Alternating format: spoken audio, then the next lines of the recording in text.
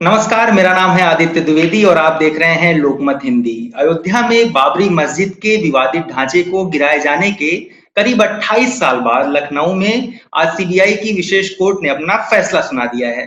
इस मामले में 32 आरोपी थे और सभी बरी कर दिए गए हैं। इनमें पूर्व उप प्रधानमंत्री लाल कृष्ण आडवाणी हैं, यूपी के पूर्व सीएम कल्याण सिंह हैं, भाजपा नेता मुरली मनोहर जोशी हैं, उमा भारती हैं, विनय कटियार और कई लोग करीब पूरे 32 लोग शामिल हैं। जो इस फैसले के जज थे सुरेंद्र कुमार यादव, उन्होंने कहा कि बाबरी की घटना अचानक हुई थी और ये सुनियोजित नहीं थी। और उन्होंने कहा कि आरोपियों के खिलाफ हमें कोई सबूत नहीं मिला, केवल तस्वीरों के आधार पे किसी को दोषी नहीं ठहराया जा सकता। तो इस पूरे मामले की जांच सीबीआई कर रही थी। सीबीआई ने बहुत सारे पत्रकारों की गवाही भी उसमें शामिल की थी। उन्हीं में से एक पत्रकार हैं, फोटो जर्नलिस्ट उस वक्त थे एसके यादव सर। और एसके यादव सर के साथ मेरा निजी जुड़ाव रहा है, क्योंकि विश्वविद्यालय में उन्होंने मुझे फोटो पत्रकारिता पढ़ाई हुई है और बहुत सारे किस्से क्लासरूम में सर के साथ हम हमने सुने हैं सर के मुंह से इस बाबरी डिमोलिशन को लेकर और बहुत सारी कहानियों को लेकर। तो सबसे पहले इस बातचीत में हम एसके यादव सर का स्वागत करते हैं। Sir welcome. बहुत बहुत धन्यवाद। एसके सर, मेरा सबसे पहला सवाल आपसे यही है कि आपने सुबह से लेके शाम तक वहां पर क्या क्या देखा, कैसा माहौल था, क्या आक्रोश था, अपनी आप बीती हमारे साथ साझा कीजिए। मैं वहां पर 4-5 दिन पहले ही चला गया था और चूंकि ये बड़ा इवेंट था और कार सेवक हफ्तों पहले से ही देश के विभिन्न हिस्से से आने शुरू हो गए, तो हम लोगों को रोज वहां पर प्रेस कॉन्फ्रेंस में ब्रीफिंग होती थी आयोजकों की तरफ से। तो उस ब्रीफिंग में साफ साफ ये बता दिया गया था कि 6 दिसंबर को 12:10 से सांकेतिक कार सेवा। तो हम लोगों को ऐसा कुछ आइडिया किसी भी पत्रकार को नहीं था कि कल कुछ अलग होने वाला है या पूरा बाबरी मस्जिद तोड़ दी जाएगी या उस पर चढ़ाई का कोई ऐसा किसी को अंदेशा नहीं था। तो हम लोगों ने अपना प्लान के हिसाब से हम उस दिन थोड़ा जल्दी 6 दिसंबर क्योंकि स्पेशल डे था तो जल्दी निकल गए थे। 5 बजे ही फैजाबाद से चल करके हम 6 बजे तक वहां पर मुख्य स्थल पर पहुंच गए थे और बाबरी मस्जिद के पीछे की तरफ जहां पर प्रेस के लिए वाहन वगैरह पार्किंग की सुविधा आयोजकों की तरफ से थी, वहीं पर पार्किंग वगैरह कर दिया था। उसके बाद हम करीब 6 बजे से घटना स्थल पर कवरेज कर दिया था। वहां पर कार सेवकों को जो करीब 4 लाख की तादाद में थे वो वहीं पर रहते थे। बहुत सारे लोग खुले में टेंट लगा हुआ था, कुछ और वहीं खुले में नहाने धोने की व्यवस्था थी। कई तरह के लंगर चला करते थे नाश्ता और खाने का, ये सारा दृश्य वहां होता था। सामान्य ये 4-5 दिन से हम ये जो विवादित ढांचा था सर, जो हम समझना चाहते हैं जरा सा, वहां का सीन क्या था? जो ये विवादित ढांचा था उसके अराउंड तो सुरक्षा व्यवस्था रही होगी, उसके आसपास तो कार सेवक रहे नहीं होंगे। कितनी दूरी पे इन लोगों का जमावड़ा था? जो वहां पर एक्वायर्ड लैंड जिसे हम लोग कहते हैं, अधिग्रहित भूमि, वो तो 10 फीट ऊंची और बहुत ही मजबूत बैरिकेडिंग में बंद थी, जिस पर पूरी तरह से सुरक्षा कर्मियों का कब्जा था।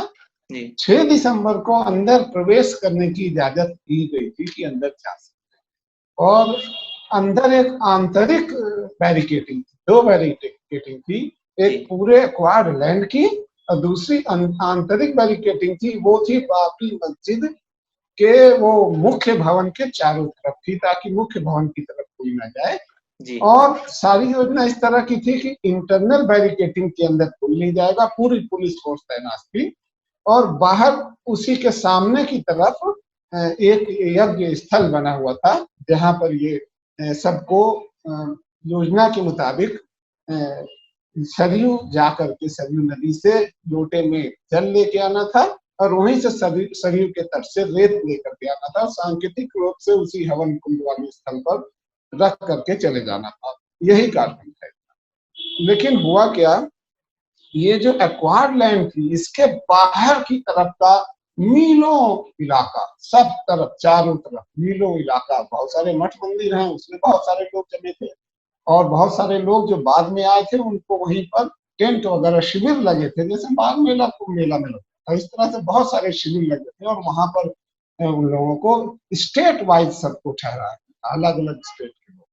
तो बाबरी मस्जिद के ठीक सामने जो रोड जाकर के खुलती है मुख्य रोड पर, श्री राम चिकित्सालय के बगल वाले हिस्से पे, तो वो पूरी रोड सामने से सिर्फ कार सेवक बैठे स्टेट वाइज, तो वहां से जल लेकर के आ गए थे और सब स्टेट वाइज बैठे थे। आंध्र प्रदेश शायद सबसे आगे था, अल्फाबेटिकल चार्ट में था, इस तरह से था। इसके सब रिहर्सल भी पहले कि कैसे कैसे लोग हैं।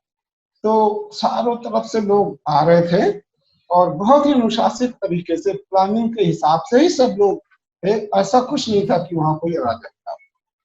मुख्य सीन शुरू होता है 10 से 11 बजे के बीच, जब हलचल कुछ अलग तरह से लगना शुरू होती है, जब बड़े बड़े दिग्गज नेता 10 बजे से 11 बजे के बीच लाल कृष्ण आडवाणी जी आ जाते हैं, मुरली मनोहर जोशी आ जाते हैं, अशोक सिंघल आ जाते हैं, और भी बड़े बड़े वो साधु संत उमा भारती, ये सारे लोग आने लगते हैं। जैसे ही ये लोग वहां पर पहुंचते हैं तो अचानक जो भीड़ है वो जैसे बेकाबू होने लगती, नारे ज्यादा गूंजने लगते हैं, उनको देख करके लोग ज्यादा आक्रोश में नारे भी लगाने लगते हैं, जैसे उनके आ जाने से भीड़ को कोई नेतृत्व मिल गया हो कुछ इस तरह का। हालांकि कोई ऐसा इशारा इन नेताओं की तरफ से उस समय तक ऐसा कुछ नहीं था जो हम लोग जानते हैं, अंदर अंदर क्या हुआ ये नहीं पता। तो ये सारी महत्वपूर्ण तस्वीरें थी। सारे प्रेस के लोग वही 10 से 11 बजे के बीच में इन्हीं सभी प्रमुख नेताओं को फोरग्राउंड में रख के बैकग्राउंड में बाबरी मस्जिद का बाइक ले रहे थे, तस्वीरें ले रहे थे। तो सुबह से 11 बजे तक बहुत सारी तस्वीर हम लोग कवरेज लगभग पूरा हो गया था। अब हम लोग सोच रहे थे कि वो औपचारिकता वाला समय हो जाए 12 बजे 10 मिनट वाला, तो वही औपचारिक तस्वीर खींच के निकल लेंगे। इसी दौरान वो सारे नेता लोग 11:30 बजे तक मंच पर चले। उस जगह से 400 गज अब क्यों गए मुझे इसका अंदाजा नहीं है, वो मंच पर सारे नेता चले गए और वो जो जगह थी बाबरी मस्जिद वाली, वहां अब ज्यादातर कार सेवक और उनके वॉलंटियर्स रहते थे। सभी प्रमुख नेता बाबरी मस्जिद के सामने 400 गज लगभग दूरी पर राम कथा कुंज, एक बहुत बड़ा सा भवन था जहां से पूरा संचालित होती थी गतिविधियां, वहीं से रोज संबोधन होता था, सभा गतिविधि वहीं से चलती थी, और मंच के ऊपर 200-300 लोग बैठ सकते थे, 200 लोग बैठ सकते थे, बड़ी जगह थी। और हम लोग कवरेज भी वहां से ऊपर कर लेते थे, हाइट होने के कारण नीचे 3 लाख 4 लाख लोगों की भीड़ भी बैकग्राउंड में आ जाती थी। ऐसी कई तस्वीर 2-3 दिन पहले छाप। तो जब 11:30 बजा तो मैंने सोचा अब आखिरी प्रमुख तस्वीर सभा की खींचना, जहाँ सारे नेता एक साथ होंगे और भीड़। तो उस समय तक यही सबसे इम्पोर्टेंट तस्वीर। तो हम जब पहुंचे 11:30 बजे के लगभग राम कथा कुंज पर, तो ऊपर सीढ़ी पर चढ़ने से पहले उसका जो ग्राउंड फ्लोर पूरा था उसमें कई कमरे, उन्हीं कमरों से कतारबद्ध तरीके से 150-200 वॉलंटियर्स, मजबूत वॉलंटियर्स लाइन से खड़े होकर के कुछ सामग्री इधर से उधर कमरे से निकाल के बाहर कर रहे थे। जब मैंने नजदीक जाके देखा तो मैं आश्चर्यचकित रह गया। वही सब हथौड़े कुदाल जो 2 दिन पहले से हम लोग उसमें देख रहे थे, तरह तरह के लोग एक्सरसाइज करते थे, उसे लेके घटना स्थल को बाबरी मस्जिद से ऊपर खुली मैदानों पर, टीले पर भी एक तस्वीर बहुत छपी थी जिसमें चढ़ने की कोशिश तो की जा रही थी रस्सी से, और सब कुदाल और हथौड़े वहां पर थे। वही सब हथियार उसी राम कथा कुंज से, जिसके टॉप फ्लोर के ऊपर, छत के ऊपर सारे ये नेता लोग खड़े बैठ करके भाषण दे रहे थे, उसी के बेसमेंट से ये सारे हथियार निकल गए। मेरे लिए आज की सबसे महत्वपूर्ण तस्वीर, ये हथियार आखिर क्यों जा रहे हैं, और ये उसी भवन से जा रहे हैं जहाँ छत के ऊपर आडवाणी जी, जोशी जी, सारे लोग बैठे हैं। जैसे ही मैंने ये तस्वीर खींचना शुरू किया तो मुझे रोक दिया गया। एक मजबूत हाथ आया, उसने तुरंत मेरा कैमरा पकड़ा। ये अप्रत्याशित था, क्योंकि 5-6 दिन पहले से हम लोग जो कवरेज कर रहे थे कभी किसी ने नहीं होता। हम लोगों का बहुत स्वागत होता था, खूब खाइए, पानी लीजिए, चाय लीजिए, ये लीजिए, इतना भगत पत्रकारों का होता था कि हम लोग को कहीं कोई दिक्कत नहीं। भीड़ में लोग जगह देते थे, चाहिए, वो चाहते थे कि खूब कर। लेकिन उस समय पहली बार उसने बड़ी सख्ती से मेरा कैमरा पकड़ा और मेरी आंख में आंख डालते हुए उसको जैसे बहुत ही प्रतिबद्ध होके कहा कि खबरदार यहाँ तस्वीर नहीं खींचो और निकल लो यहाँ से। तो मैं थोड़ी देर के लिए डर गया, क्योंकि सुबह से मेरे पास बहुत अच्छी तस्वीरें थी, बड़ी इंपॉर्टेंट थी, मेरी सारी कवरेज की तस्वीर थी। अगर मैं उनसे कोई पंगा लेता तो हो सकता है वो सारा दिन मुझसे छिन जाता। तो मुझे अभी भी अंदाजा नहीं था कि आखिर ये क्या हो गया। और हम छत के ऊपर चले। बाबरी मस्जिद का विध्वंस शुरुआत होने के 20 मिनट पहले की बात है जो मैं आपसे बता रहा हूँ। उसके बाद मैं मंच के ऊपर चला गया। मंच के ऊपर सभा भाषण वगैरह चल रहा था। मैंने वहां ढेर सारी तस्वीरें बनाई, जोशी जी, आडवाणी जी और भी बहुत सारे महत्वपूर्ण सारे नेता बैठे थे, बढ़िया तस्वीरें बनी। तभी वहां पर अचानक हलचल भीड़ में दूर पर हलचल इतनी हो गई और अजीब सा शोर होने लगा, जिससे मंच की गतिविधि और सभा में भी विघ्न। थोड़ी देर के लिए सब लोग चौंक कर देखने लगे।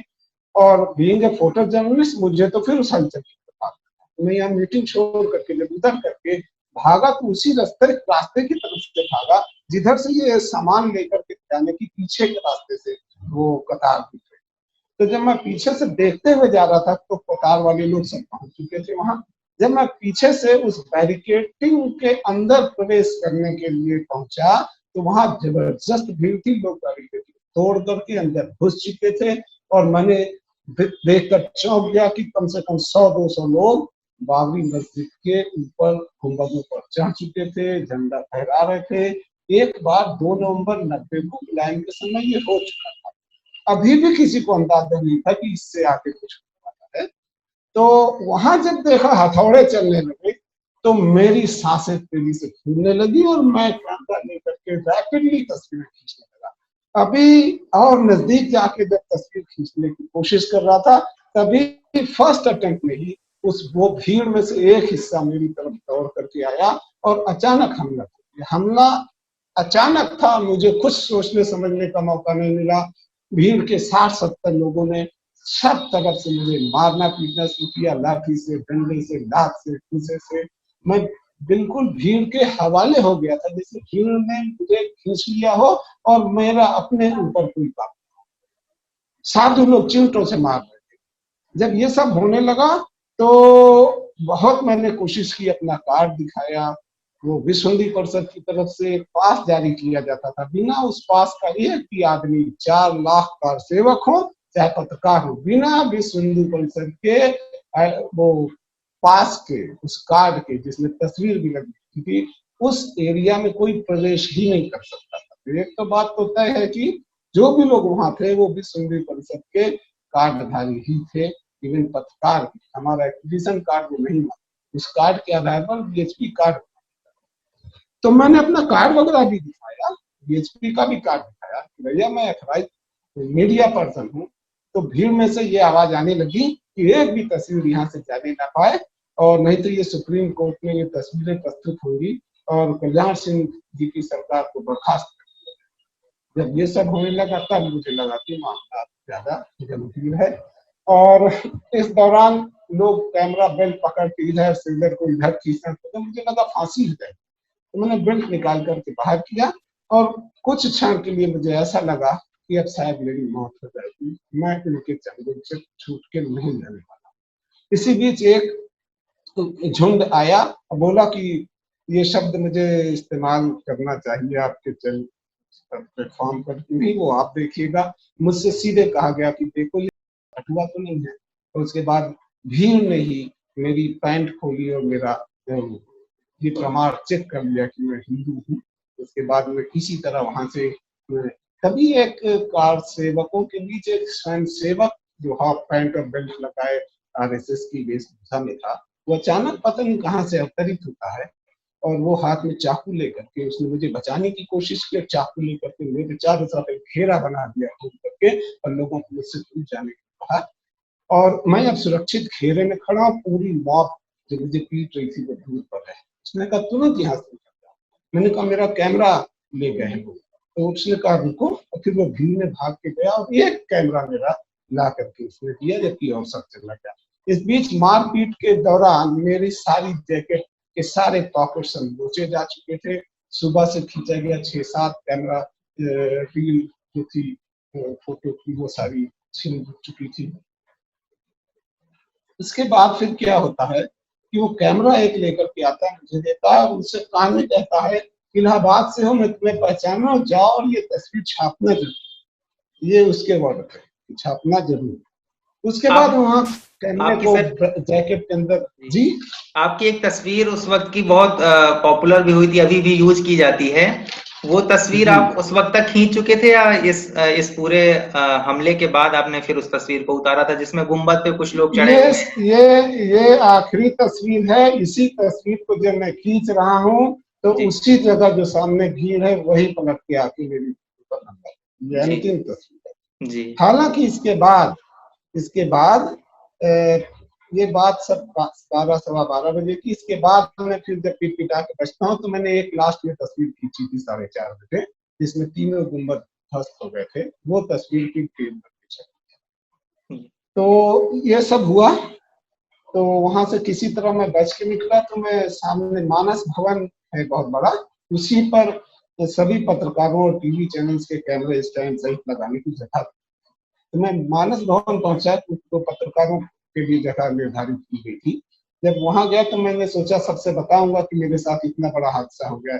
मेरा शरीर पूरा आग के गोले की तरह जल रहा था मार खाने के कारण, और जो नाजुक अंग थे मेरे वो सब बहुत पीड़ा कर रहे थे चेकिंग के दौरान। तो जब वहां गया तो वहां अजब दृश्य था। वहां कई दर्जन पत्रकार, cameraman, TV camera person, even महिला पत्रकार भी सब वहां बहुत ही आक्रोशित रूप से वो वहां पर मानस भवन के अंदर शंकराचार्य स्वामी वासुदेवानंद सरस्वती जी वहां पर रहते उस मानस भवन। तो उनके कक्ष में सब लोगों ने धावा बोल दिया पत्रकारों ने कि अरे देखिए बचाइए महाराज, ये क्या हो रहा है हम लोग के साथ। तो उन्होंने हम लोगों को कहा कि आप लोग सारा कैमरा अपना एक कमरे में पहले रख दीजिए। अभी ये बातचीत हो रही थी तभी वो भीड़ का हमला मानस भवन पर होने लगा। शंकराचार्य जी ने गेट पूरा बंद करवा दिया हमारी सुरक्षा के लिए। हमारे सारे कैमरे सबके एक अलग कमरे में लॉक करवा दिया। अब हम लोग खाली हाथ, हमको एक दूसरे बड़े कमरे में बंद कर, करीब 100 के लगभग पत्रकार थे, एक बड़े हॉल कमरे में हमको ताले में बंद कर दिया गया। हम लोग रोशनदान और खिड़की में से सामने बाबरी मस्जिद का वो नजारा देख रहे थे, जो मीडिया और न्यूज के पॉइंट ऑफ व्यू से बहुत महत्वपूर्ण था। लेकिन हमारी व्यवस्था थी कि दरवाजे दीवार के उस तरफ कमरे में हमारा कैमरा बंद था। तब मोबाइल कैमरा और डिजिटल कैमरों का जमाना नहीं था। आपको इस पूरे मामले में सीबीआई ने आई विटनेस भी बनाया था, आप कई बार पेशी पे भी गए, जो आयोग बना था उसके सामने भी आपने अपने बयान दिए। तो वहां जाने के बाद आपसे किस तरीके के सवाल होते थे, आयोग क्या जानना चाहता था, जज साहब क्या जानना चाहते थे, उस स्टेटमेंट में आपने क्या बताया? हमारा जो एफआईआर की कॉपी थी वो सीबीआई ने वहां से प्राप्त कर दी। और उन्होंने जब मुझे समन किया था तो उन्होंने बता दिया था कि आपने एफआईआर दर्ज कराई है वहां पर और आप गवाह हैं, गवाह बनाए जाते हैं। यानी अब मेरे पास ना कहने का रास्ता नहीं था कि हम गवाही नहीं देंगे।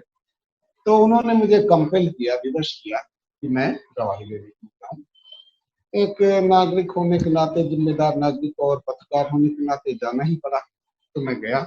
हालांकि मैं इस पसड़े में नहीं पड़ना चाहता, मैं जानता था कि ये जो राजनीति से जुड़े और धार्मिक संगठनों से जुड़े लोग हैं, इनके खिलाफ ही बातें हैं बहुत सारी। तो वहां पर अपने आप को क्यों इन्वॉल्व करूं अपने प्रोफेशन में कर। लेकिन जब सीबीआई ने यहाँ तक कह दिया कि अगर आप नहीं जाएंगे तो नॉन अवेलेबल वारंट आपके खिलाफ इशू होगा और आप अरेस्ट करके भेजे जाएंगे, तो फिर मुझे जाना पड़ा। एक बार तो 2 एम्बेसडर कारों में भर के सीबीआई मेरे ठहरा, एसपी रैंक के एक अधिकारी तक चले गए। तो घर वाले भी पैनिक में हो रहे थे कि ये सब क्या हो रहा है। खैर मैं पत्रकार होने के नाते कोई ज्यादा दिक्कत नहीं थी। तो मैं सीबीआई कोर्ट लखनऊ 2 बार गया।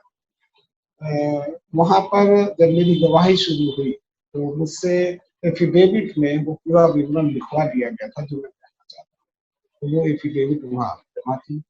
उन लोगों ने, मैंने इसके पहले कहाँ कहाँ और बयान दिया था, निगरान आयोग में भी मेरी पेशी हुई थी गवाही के तौर पर, वो पूरा बयान वो ले आए और उनसे वो क्रॉस क्वेश्चन करके जिरह करके कोशिश कर रहे थे कि इस बात की तस्दीक करें कि मैं जो गवाही दी सही।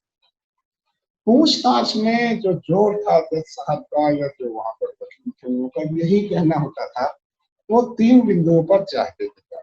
नंबर एक, क्या ये जो उस दिन मस्जिद तोड़ी गई है वो बाहरी अराजक तत्व आके घुस के तोड़ गए, या उन्हीं कार सेवक और उन्हीं के जो नेतृत्व करता है उनके नेतृत्व?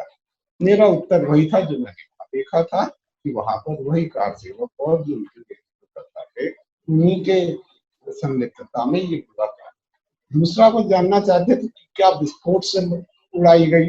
मेरा उत्तर था नहीं, क्योंकि मैंने अपनी आंख से वो सारे हथियार देखे उनके राम कथा कुंज से जाते हुए देखा था, और वही हथियार वहां पर जाके तोड़ फोड़ कर रहे थे। तीसरा वो ये जानना चाहते थे कि क्या ये पूर्व नियोजित साजिश थी? तो मैंने कहा देखिए, साजिश थी या नहीं ये तो आप लोगों का आउटलुक है देखने का। एक पत्रकार के रूप में बस इतना कहना चाहूंगा कि चूंकि ये सारे हथियार पहले से ही बुला के रखे गए, इसका प्रदर्शन और प्रशिक्षण भी 2 दिन पहले हुआ, इसलिए इट सीम्स दैट, ऐसा प्रतीत होता है कि बाकायदा पूरी तैयारी से जी। जिस वक्त आप ये सब झेल रहे थे, आपकी पिटाई भी हुई और ये डिमोलिशन हो रहा था, उस वक्त जो मेन मंच बना हुआ था जिसमें बड़े-बड़े नेता थे, वहां किस तरीके की हलचल थी? क्या वहां से बातें कही जा रही थी? आपने क्या सुना और क्या आपने वहां देखा? देखिए, उन दिनों जो भाषण होते थे वो बहुत जोशीले भाषण होते थे, बहुत कुछ सब रिपोर्ट हो चुका है। भाषण का जो मोटा-मोटा मुद्दा होता था, जैसे साध्वी रीतम बहुत इमोशनल होकर के पूरी भीड़ को एकदम जगा देती थी, आक्रोश में लगा। मुख्य मुद्दा भाषण का होता था कि ये जो राम जन्म स्थल है वो हिंदुओं को मिलना चाहिए। उनका ये कहना होता था ये जो बाबरी मस्जिद है ये कलंक की निशानी है, इसको हमें जमींदोज कर देना होगा। ये सब बातें मन से उस दिन कि ये कलंक मिटाना है, और भाषण के अंदर नारे भी लगते थे। ये सब नारे भी लगे, एक धक्का और 2 बाबरी मस्जिद तोड़ दो, ये सब नारे तो लगते ही थे। लेकिन जो बड़े नेता थे जैसे आडवाणी जी, जोशी जी, ये लोग थोड़ा सधे हुए शब्दों में अपनी बात करते थे और नपी तुली बात करते। उस दिन उस मंच से किसी ने मस्जिद तोड़ देने का आदेश दिया, ऐसा मेरी कान में आवाज नहीं पहुंचा है। मैं सभी पूरे समय वहां पर मौजूद नहीं था। फोटोग्राफर होने के नाते मुझे पूरे एरिए को नापना था और वैरायटी ऑफ पिक्चर्स खींचनी थी। पूरा वहां का दृश्य मुझे अपने कैमरे में कैद करना था। लिखने का काम रिपोर्टर का था, वो भी मौजूद थे वहां, वो लोग कर रहे। लेकिन मैं काम कम और कान कम और आंख से ज्यादा चीजें देख रही हूँ। इसके सर एक आखिरी सवाल हमारा आपसे यही रहेगा कि जो वर्डिक्ट आ गया है, अदालत का फैसला है, सभी को सम्मान करना है, उसको सम्मान की नजर से ही देखना है, लेकिन एक प्रत्यक्षदर्शी होने के नाते जो आप फील करते हैं, क्या आप इसकी ही आप सोच रहे थे कि ऐसा ही वर्डिक्ट आएगा, या आपको इससे थोड़ा सा कुछ और उम्मीद थी फैसले की? आपकी क्या प्रतिक्रिया है इस पर? जी। 3 बात कहना चाहूंगा। मेरी प्रतिक्रिया आम लोगों से अलग, क्योंकि मैं प्रत्यक्षदर्शी हूँ। जी। क्या वास्तव में हुआ है मैंने अपनी आंखों से देखा है।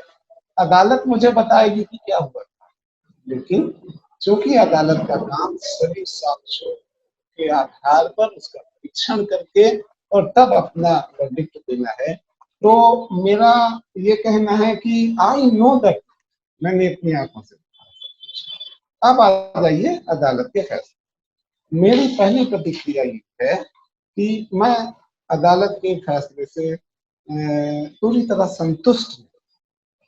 कारण ये है, संतुष्ट ही नहीं है, कारण ये है कि मुझे इस पूरी 28 साल के दौरान की प्रक्रिया में मुझे न्यायालय की विवशता देखा कि क्या अदालत की और न्यायिक प्रक्रिया में इतना ये प्रक्रिया सक्षम नहीं है कि एक इतनी बड़ी घटना जो दिन के 12 बजे दिन की रोशनी में होती है, 4 लाख लोगों की भीड़ में, सभी जिला प्रशासन के अधिकारी, पुलिस के दिग्गज अधिकारी बड़े बड़े सब मौजूद हैं, 2000 कम से कम 2000 मीडिया पर्सन, सभी देश का प्रमुख मीडिया, विदेशी मीडिया, कैमरा, इतने लोगों की मौजूदगी के सामने यह घटना होती है और उसका परीक्षण तथ्यपूर्ण तरीके से परीक्षण नहीं कर पाते। तो मुझे तो लगता है हमारी जो न्याय प्रक्रिया है उसमें अभी भी बहुत सारी ऐसी कमियां हैं और तथ्यों के, साक्ष्यों के परीक्षण करने में अभी निर्बल साबित हो रही है। बिल्कुल। और व्यक्तिगत रूप से मैं असंतुष्ट हूँ, क्योंकि मैं तो भुक्तभोगी हूँ और मेरे ऊपर हमला भी हुआ, किसी को इसमें सजा नहीं मिली।